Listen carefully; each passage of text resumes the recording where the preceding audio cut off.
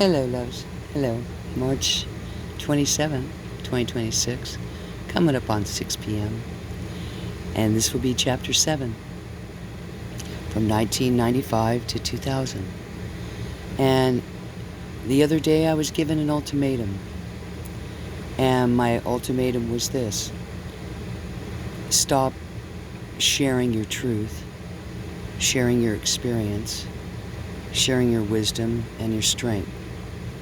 Stop exposing these corrupted systems in New Mexico, Taos, Colfax County specifically, the judiciary, the CYFD, the ATVs, and the attorneys. And stop telling the truth about your experience with them. And we'll let you write letters to your children.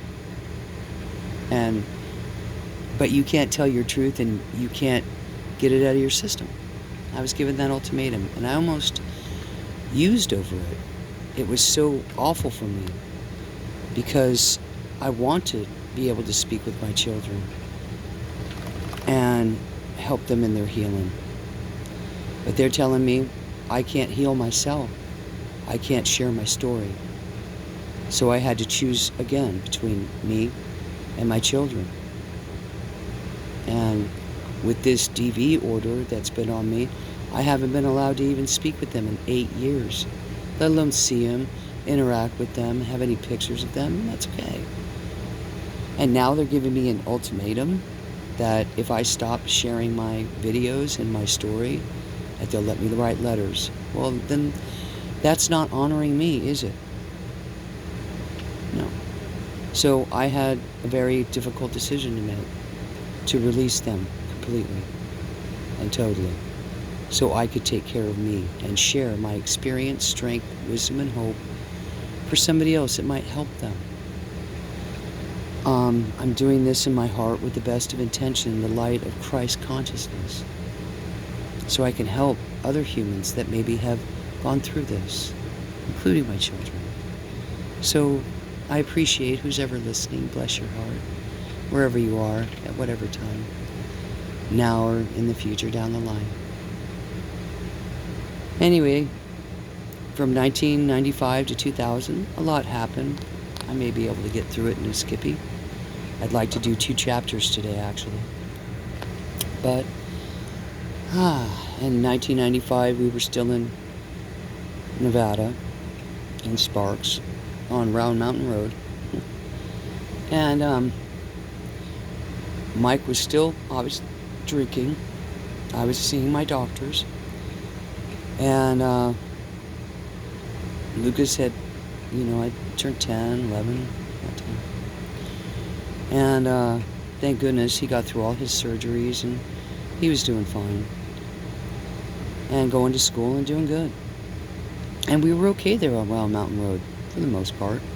We got an RV, had a boat, had some wave runners, and had a lot of fun with our dog, our white German Shepherd, Radar. And he had bit through an electrical cord when he was a puppy, and his right ear got bent. And it messed up his poor brain, poor baby. He became very aggressive. And I had to give up Radar. He was a good dog. And dogs bite through cords, so make sure when you got puppies, your cords are up, or kitties. Anyway, so, yeah, we had some good camping. And we had a lot of fun fishing. And, Mike was always drinking. And I wasn't a big drinker then. I think I would drink maybe 3 beers at night, if I drank at all. And he was still, of course, very abusive. I remember this one time we were out at Pyramid Lake. And we were in a tent on the beach. And there were some dudes that were, hanging out, and, they came over and hung out with us, and, just sitting there camping on the beach. And when they left, Mike started accusing me. I'll never forget that night. And the song was playing, The Tears of a Clown.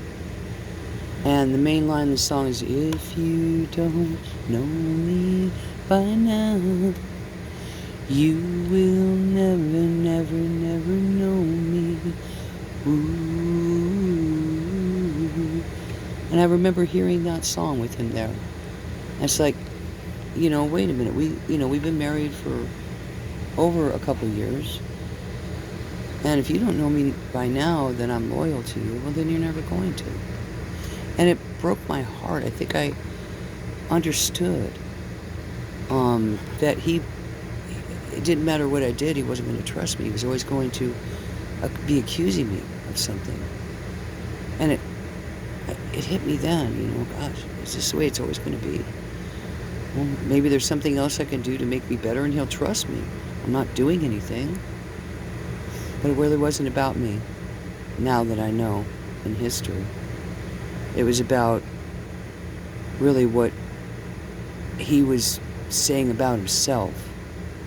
He was pointing it at me, but he was really accusing himself. He was just doing it to me. It's trippy. But I didn't even understand at that point what a narcissist was. I knew about dysfunctional families and his alcoholism and what it was doing to him. So I figured it was just the alcohol talking, And he was just drinking again, he's being a jerk. But there was real stuff being done there. And after that, we had went out to visit his mom and dad when his dad had a heart attack. And he had open heart surgery, George Ledoux. He was a sweetheart. George. Just George Ledoux. And his guardian angel, his name was Sweet. And I met Tina too. And I could tell she was different than George, She was really into money. That she grew up really rich. T.P. Martinez was her dad, and he was the richest man in Taos, New Mexico, and he had been in the cavalry. And Mike would tell me about, him growing up with his grandpa and his grandma, Sophie. And so it was nice to finally meet them, and we drove our Jeep Wagoneer out there and all the way back to, cause we went to Vegas, and we had to go to Arizona too at that time to go take care of his Dockside Marine court hearings that I wish he would have told me about before I married him. But anyway, so we went and drove all the way to Arizona and took care of his court. And he was telling me on the way there, how he had this plan to blow up the whole city of Florence, Arizona because of this Dockside Marine case. And he had it out for his probation officer, and he was accused of fraudulent schemes and offices, ripping people off at a boat shop, this Dockside Marine, which was his and Becky's, his second wife's. And in that time, I was helping Mike reconnect with his children, Brian, Amy, and Jeremy, the kids he told me he didn't have when he married me. And I was trying to help him build a bridge with them too. But anyway, so we went, and he was telling me about how he was planning on blowing up this whole city. If I hadn't shown up and saved him from that stuff, he said his next plan was to blow that place up. And he had the military expertise to do it. He was an E4, 82nd Airborne, 4th ID, and he knew, and he was an expert in weapons. And on our wedding night, he was teaching me how to make a 30-second fuse, a 1-minute fuse, clackers, and how to do things with light switches and stuff, mercury switches. And he was really serious. He had a plan. He showed it all to me, how he's going to blow up Florence, Arizona, if I hadn't shown up. And it made me, hey, I'm rescuing, I'm helping. I'm his wife, and he's a veteran, and he needs help out of this mess. But little did I know, he was blaming his wife, Becky, for the whole thing. And saying that she had an affair with the police chief's husband. The police chief was supposed to be a woman. And so because supposedly his wife, Becky, was having an affair with the police chief's husband, he she, the police chief in Florence, Arizona, apparently, um, was accusing him and went after his business, Dockside Marine, and said that there was a bunch of fraudulent people who got on this lawsuit against Mike for all this fraudulent schemes and avices, right? And, so I just assumed, okay, just like he blamed his first wife, Christine Ledoux, and their kids live in Amarillo, Texas, or Panhandle, and he blamed her and said he was cheating on her when he left her for that. Which, at this point now, I don't think it was true, because he blamed everything on Becky, his second wife. And she couldn't wait to get rid of him. Well, I understand. When I married him, he had to divorce her to marry me. But I was codependently, and I was willing to help him clean up his mess. Apparently, Becky didn't like it. She didn't get charged with anything. They blamed everything on him. So, we went to Arizona, and we went to court, and, he just pled down. And his mom had got him out on bail, and he was facing some pretty serious prison time. In retrospect, I should have just let him do prison time and not helped him. But, hindsight's 20/20. And so we got through that, and we set up a payment schedule, and he got on probation. And they're in Espanola, where we were living. And we made it home to Espanola, obviously. And he did probation in there in Espanola for a couple years, and then we moved to Raton in 2000. So that's already, skipping ahead for this chapter. And not every chapter has to be an hour, really, but in that time, Mike never stopped. When we moved to Espanola, New Mexico, it was 1997. And, anyway, so yeah, after Nevada, 1995, 1996, we moved to Espanola in 97. And he got on his probation. And I helped him with all that. It was really hard on him to be on probation, and it cost us a lot of money. It really did. I'm forgetting how much, but it's like $500 a month for 15 years or something. It was a lot. Might have been more than that, I'm not sure. But so we moved to Espanola and lived there for a couple of years. And his mom and dad helped us get a mobile home there. We came up with the money, and they helped us get it. And it was really nice. There at this, we were right above the Sun Devils High School there in Espanola by the water tower. And we had a real nice landlord, Ernie. And I had my first, this UFO encounter there. And it was right before we moved. And we moved in 2001. So right there in 2000, it was the time of the millennial bug. And of course, Mike was still drinking, still being a jerk, and his kids were always coming through New Mexico. So they stopped. Amy came with Christine, and Mike was saying Christine wanted her back, or him back.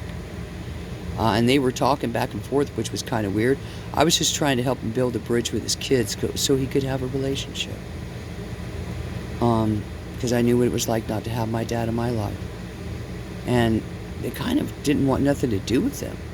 He got some money for a car accident that he had. It was a real bad one there in Espanola. And he was working as an electrician, and he got rear-ended first thing in the morning on the way to work, and this guy didn't know they put a stop sign in. And it messed up his left shoulder totally. Jacked him up. And so he got a little money for that, and he was, buying stuff for the kids, for Amy when she came, and sent her, home with a bunch of stuff. And, but that seems like that's all she didn't really want to talk to him, neither did Brian or Jeremy. It was weird. They were trying, but they were always passing the phone. They didn't engage. And I guess I kind of understand that he denied him even from the beginning of our relationship. So we tried. But anyway, there was this huge UFO right around the time of the millennial bug. And it was right above our mobile home. And big, huge black triangle, right? With these, like, cups on the bottom of it, almost like exhaust cups, you know, and the lights around the outside of it. And it was flat. It was shaped in a triangle. It didn't make any sound whatsoever. And Richard and Sharon, our neighbors, were out there with their Native American children, 3 of them, 2 boys and a girl, and we're all looking up at the same time, and it was kind of like in awe, going, whoa. And it didn't make any sound. And Mike took pictures, and it was really trippy. They sent him into MUFON. We never heard anything back, but everybody saw it. And I think we lost some time that day because I remember it being there, but I don't remember it flying away. But I know it was it was there over our house for about 45 minutes to an hour. And it was really weird. Up close. Yeah. And I know my son Lucas would remember that day. And then we had the millennial bug scare, you know, where everybody thought that the clocks were going to stop and they weren't going to change over. And I prepped for it. I was ready for it. Because we didn't know what was going to happen. And, of course, you know, everybody prepped, flashlights. All the electricity in Espanola went out that night. I remember that. And so I was really blessed to be prepped with flashlights and snacks and, you know, prepping stuff. And so I'm like, okay, you know, we'll see what happens in the morning. And woke up in the morning and everything was back on and back to normal again. It was really weird. All the clocks changed, all the banks were fine, all the systems were fine. So we're like, okay, you know, and that was really trippy. And then I got tired of Mike's abuse again because it never stopped happening. He was working for Canyon River Records in New Mexico, there in Santa Fe. And my dad died in 1998. I guess, you know, we're doing 95 to 98, so excuse me if I go back and forth. But my dad died in 98. And when I went to go, I was the only one of my dad's 3 children to go say goodbye to him. I took a Greyhound bus because I had gotten a wreck with my truck. Guy T-boned me in my Ranger, so I didn't have a car to drive out there. And so I took a bus out to see my dad, and it was really hard. And of course I had AIDS, and I had to take my medicine. I was sick. But I made it. It took me 3 days to get there, and I got to spend 3 days with him. And I was so glad I did, even though his fiancée, Pat, was always so mean to me for no reason. I don't know why. She was really, really mean to me.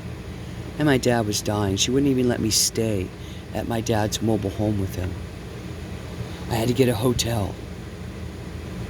You know, I would have slept right next to my dad on the couch on the floor if she just let me stay there. But she wouldn't.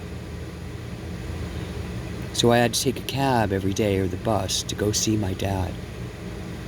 And we spent some good time, me and my dad, when he was dying. And he was seeing, like, oh, look, the baby's bringing me a blanket. And of course, I couldn't see the, you know, the blanket, the baby. My dad did. And it was probably Jacob. That was their first grandpa. And he said, my dad asked me, he goes, well, you know, I'm seeing myself outside of my body. I'm like way up here, you know, like, you know, he's way up here, but my body's down here, right? My body's down here, but I can see myself, right? And he says, what's going on?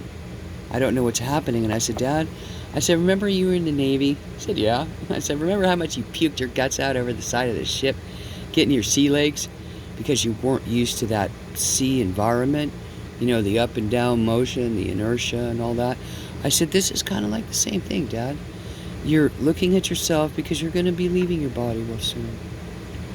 And so you're getting used to being out of there. It's like getting your sea legs, just in a different way. And he was really grateful that I was there. And I was really grateful I got to see my dad and be with him, and he got to tell me he was proud of me. And it was really a beautiful thing. Now, my two brothers, David and Clifford, they were right over the hill. They weren't even 15 minutes away from my dad. And neither one of them even went to go say, and they both knew he was dying. And they carried that anger and that hate with him all the way. You know, because like I said in the earlier chapters, my dad was a rager. God, he had a temper. People think I get angry or my energy. My dad was 100 times me, believe me. So anyway, my brothers never went to go see my dad. But right after that, my brother David moved in with Pat. Took over all his stuff and his fiance. It was really weird. And David, I guess, you know, didn't have anywhere to stay. And Pat was sick at that point because she was trying to take care of my dad. So Dave moved in and shacked up with Pat. It's the weirdest daggone thing. And in that time when I was there seeing my dad, Mike was home with Lucas. And I was trying to call Mike from my dad's house, you know, to check on things. And he wasn't answering the phone. I'm like, what's going on? So I called our neighbor. And I said, hey, will you go check on Mike? Because I've been trying to call him. I can't reach him. And my neighbor, yeah, there's some lady over there with her son, you know. Yeah, they're hanging out over there. I don't know what they're doing, but Mike's home. I said, gosh, why is he not picking up the phone? Huh? All right. And I'm in the middle there with my dad dying right next to me. And I finally got Mike on the phone. I said, what is going on? Why do you have a woman at my house with my son and her son? Where's Lucas? Oh, he went to go get ice cream with her son. I'm like, what? You're there? Oh, now you're alone. I cannot believe this is going on. And her name, I think, was Diane. He worked with her at Canyon River Records. And there's my poor dad. I'm looking at my dad's face, and he's going, my dad said, don't you bring that crap here. You hang up that phone right now. You deal with this when you get home. And I really felt alone. There I am, you know, with my dad dying, and Mike is obviously cheating. But, oh no, they're just friends, right? They're just friends. So, I didn't call Mike again until I got home. And he came and got me, and he had me a new black Ranger truck to replace my green one that got T-boned. So it was nice to get home and have a vehicle. But that damage was done. And of course, I had to forgive him. Again. You see, but the whole time he's accusing me of cheating. He even accused me during that time in Espanola that I was having sex with the head minister of my son's private school, and that was McCurdy School in Espanola. That I was having sex with the minister? Yeah, I mean, in retrospect now, I'm so glad I'm getting this out of my system. And if you're listening, thank you. It's a lot to listen to. But for me, it's a lot to hear because I'm getting rid of this history and how I had the signs of stuff that I ignored. But remember, too, you know, I had AIDS and HIV, and he made it very clear that I was a scumbag and I was nasty. Oh, God. I mean, he would low crawl in our mobile home and shoot up doors with BB guns. He would do missions in the middle of the night with his PTSD. He was so messed up from it. And I put up with that a lot. He even fell through a window almost all the way. He didn't fall out. He broke the window. Luckily, he didn't go all the way through, but it was a really dangerous situation. And it was very, very abusive. So he wasn't hitting me. He never laid a finger on me, and I'll make that clear. Psychological damage, it can be just, if not worse, severe. So,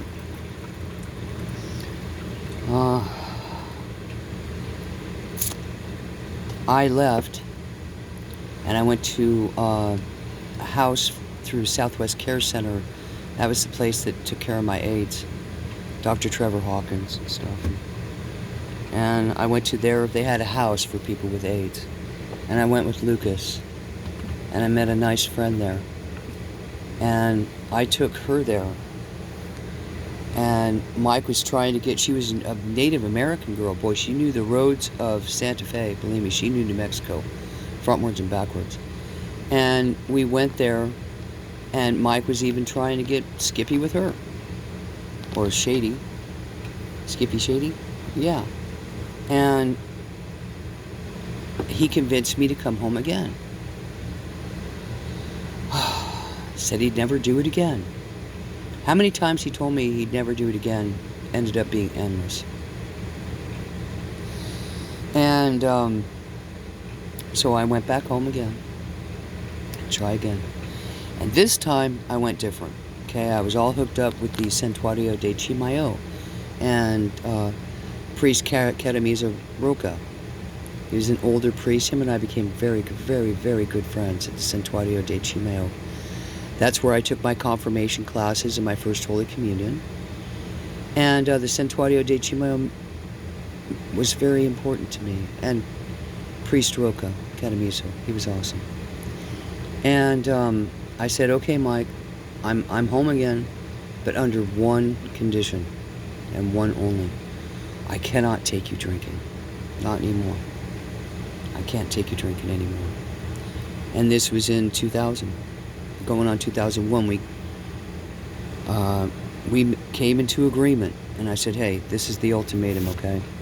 It's the year of St. Paul, and every 100 years on the Jubilee, on the,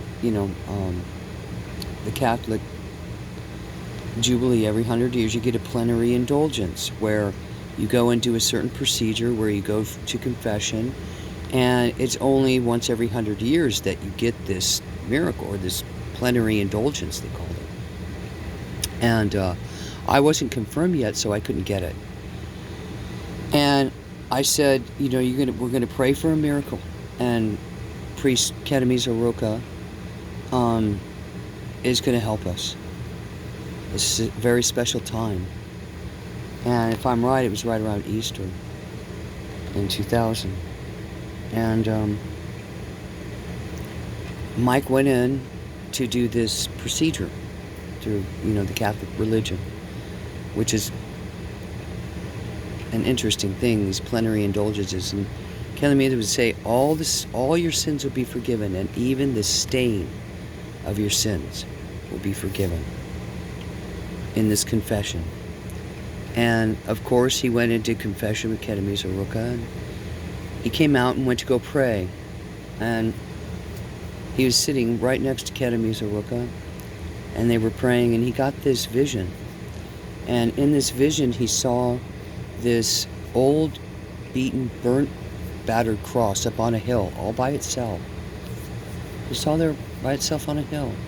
And this cross opened up, and behind it was this beautiful white cross, shining like a pearl, beautiful. And he's telling Kadamizo about it, and Kadamizo said, that is a vision for you. Go with it. And we're driving through Espanola, and we're in our black Corvette, and he's telling me all about this cross that he saw on the way to Cowboys Restaurant. And now it's called Joanne's in Espanola, but it used to be Cowboys. And they had all cowboy decorations all over the walls and stuff, And the waitress sits us down. I'll never forget, it was the last booth on the left.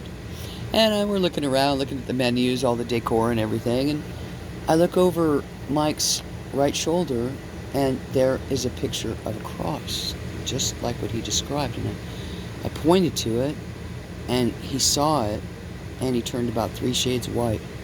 He said, that's the cross I saw before it opened up. Wow. That's really something. That's confirmation, right? That's I mean, in the whole Cowboys restaurant, you see cowboys, Indians, cattle, antelope, It was the only religious thing in the whole restaurant. And it was right over his shoulder. So we called the manager over and we said, hey, we'd like to buy that print. And he told her the story. And she said, no, you just take that home with you. And just leave a good tip. And when we pulled that away from the wall, it was all white behind the wall. So that picture had been there for a long time now.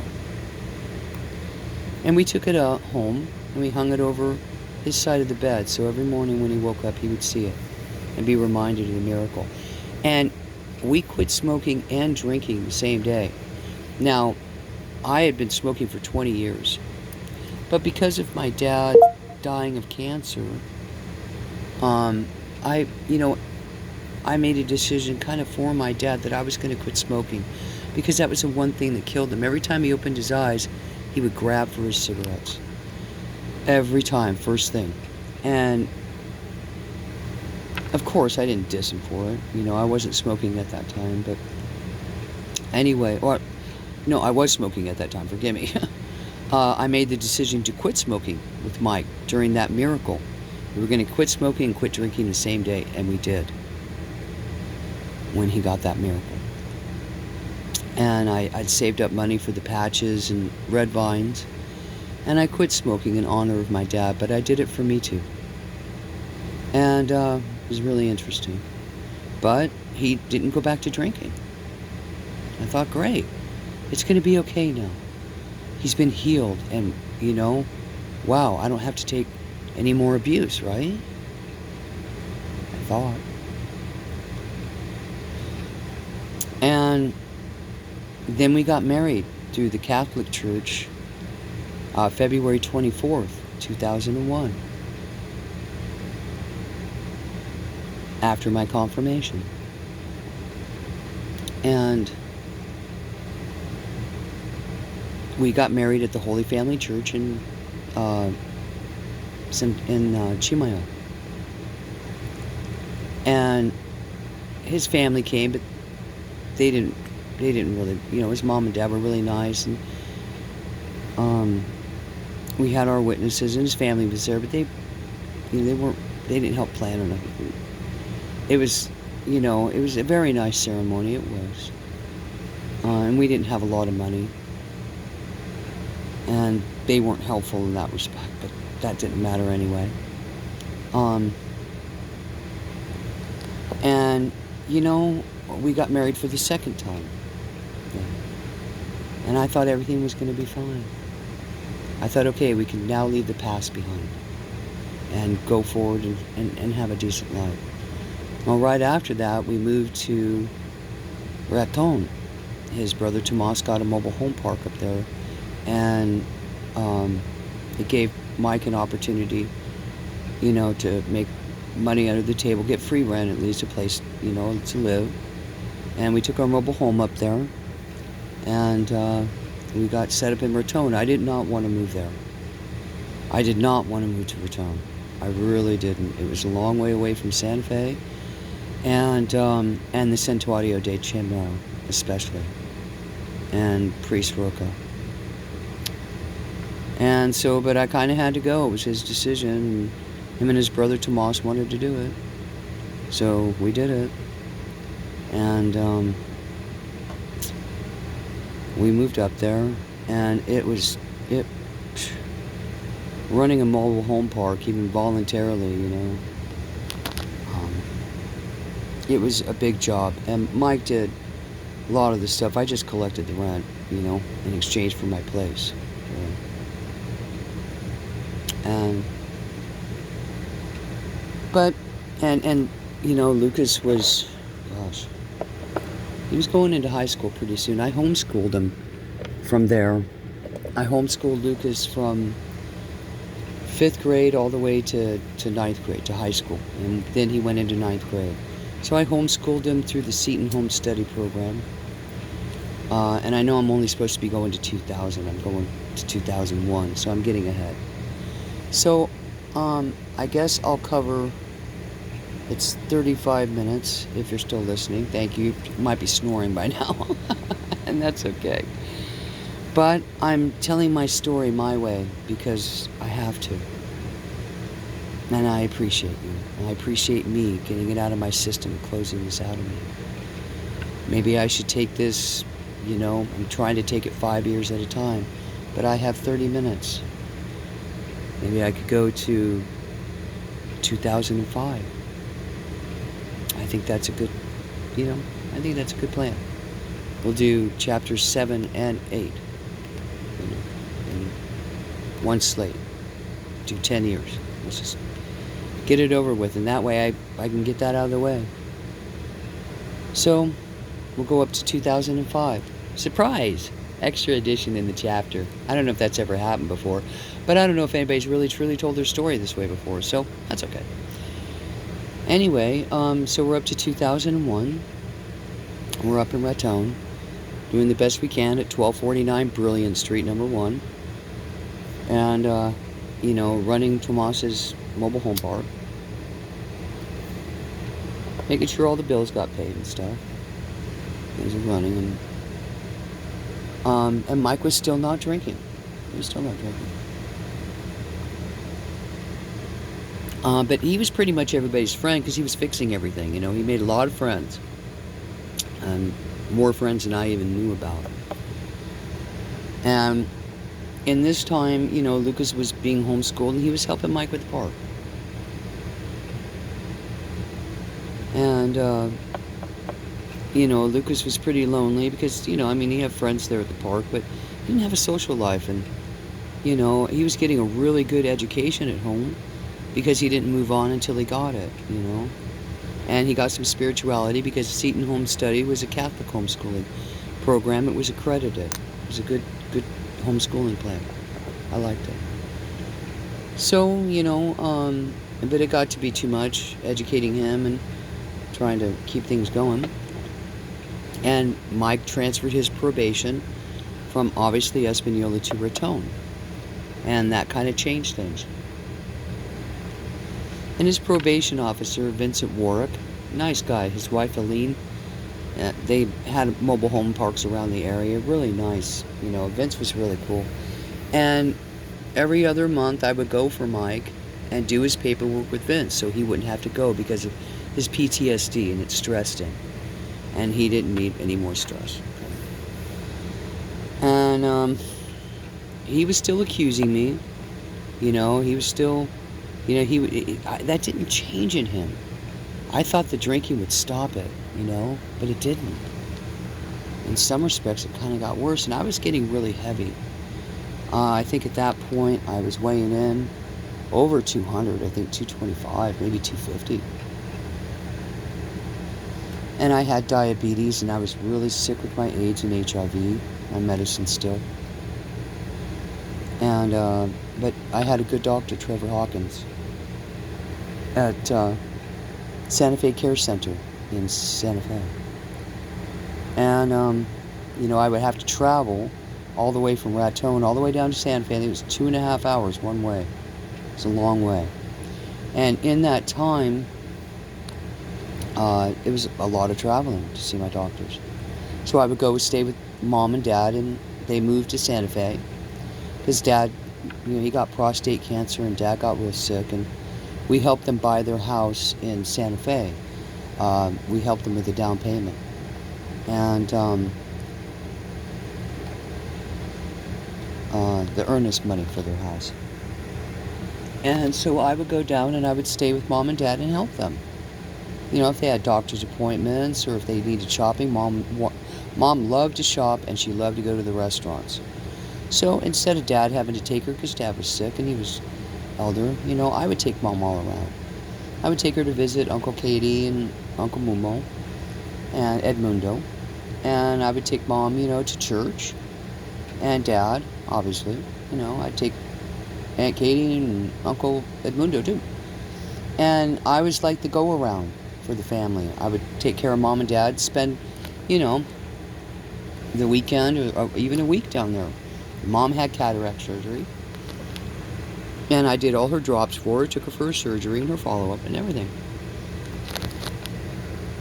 And the rest of the family, Tomas and Philip and Vicky and Berlinda and our nephews and nieces. They were busy. We would go for, usually I would go for family gatherings. Mike didn't really like to go to family gatherings. And I would go for baptisms or First Holy Communions, and we went to some weddings. And, but he never stopped accusing. He never stopped questioning me. He never stopped cutting me down for being heavy and not being good enough. I could never be good enough for him. Never. So,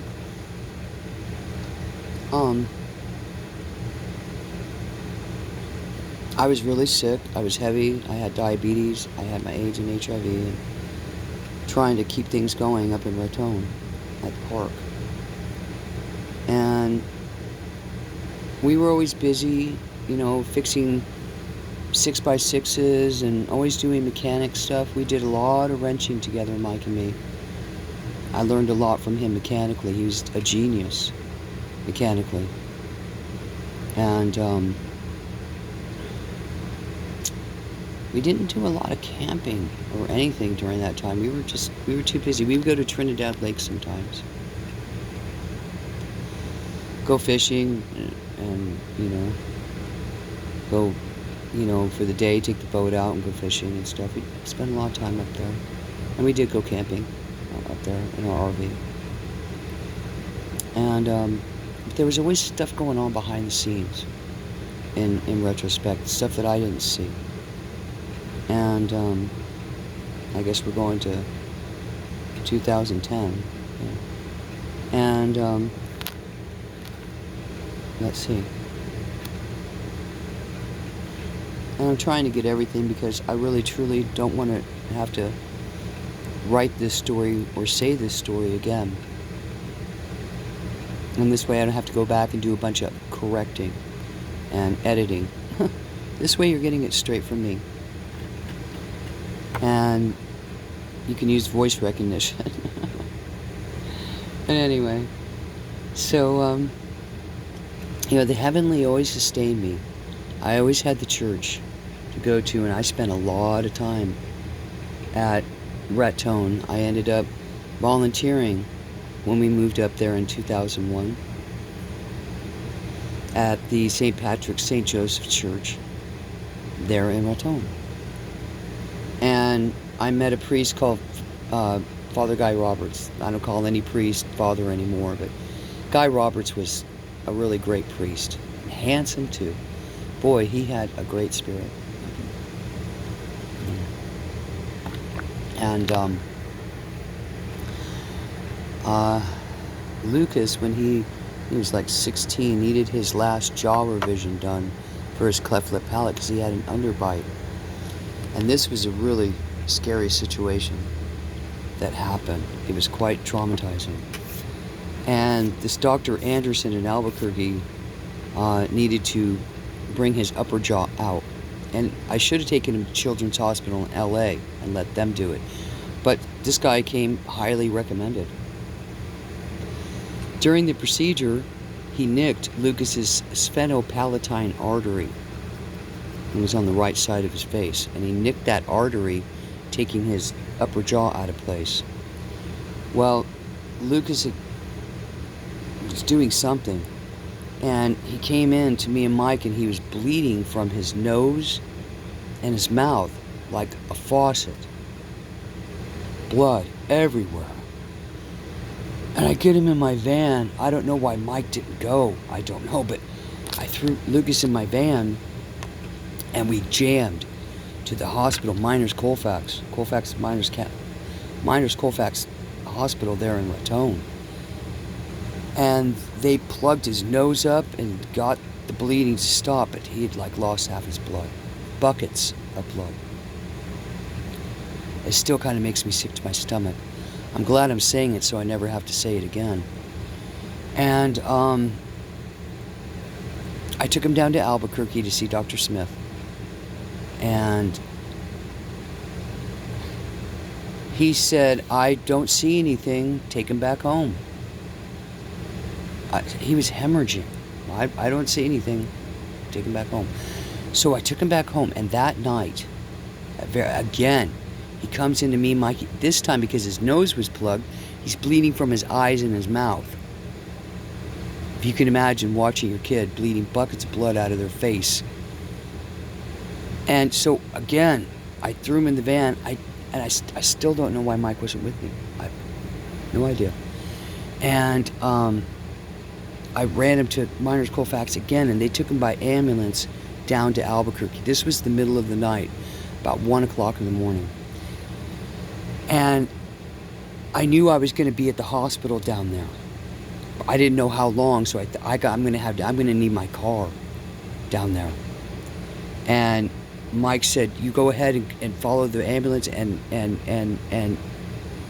I don't know why he didn't go with me. I have no idea. But anyway, I went alone. In the middle of the night, I was going 100 some odd miles an hour in my van, trying to catch up with the ambulance, because I had to go home first while they took off. So I'm praying the rosary the whole way trying to catch up to this ambulance. It was raining, it was dark, I was alone, so I'm just praying the rosary all the way as I go. And oh God, I got to the last prayer, the Hail Holy Queen. I went through all the mysteries, all of them, of the whole rosary. It took me that long to find them. And I finally caught up to the ambulance in Las Vegas, New Mexico. I'm like, oh God, thank God I found him. And I just followed the ambulance all the way to Presbyterian Church in Albuquerque, where they got him. And I remember seeing Dr. Smith there, and I said, and my son had lost well over half his blood. He was half dead. And I said, "You got to save my son. I'll find out what's wrong." And I remember saying my goodbyes to my son, because we didn't know what was going on. And priest Guy Roberts came to the hospital. He had transferred to the Maria de la Paz Church in Santa Fe. And I called him there. I said, "You got to get here." And Priest Roberts came, Guy Roberts. And he did his last rites with Lucas and everything.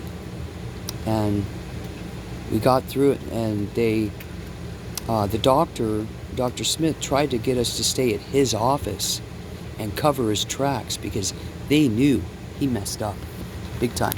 The nurses were saying, "Don't you take your kid out of this hospital. You don't let them take him anywhere." The nurses were trying to save me. This Dr. Smith was trying to cover his chips and not admit what he did. And so I listened to the nurses, because it was just too suspicious how they were treating us. And they got a coil into that artery and saved Lucas's life. They put a coil to plug that artery. And it was really something. Yeah, I'm glad I got that out of my system. You see, that felt expanding to me. As much as that might have been hard to hear, it's a true story. My cat Batty is sitting there. Yeah. Here's Batty. I'll show you Batty. There's Batty. Where is she? There she is. There's Batty. Kiki. Here's Batty. Yeah. And there's me too. First, there's me and Batty. Yeah, that's us. And yeah, thanks. I mean, that was hard to say. That was it. Talk about another traumatic experience. Wow. So, yeah, I got Luke home, and he was okay. But he was never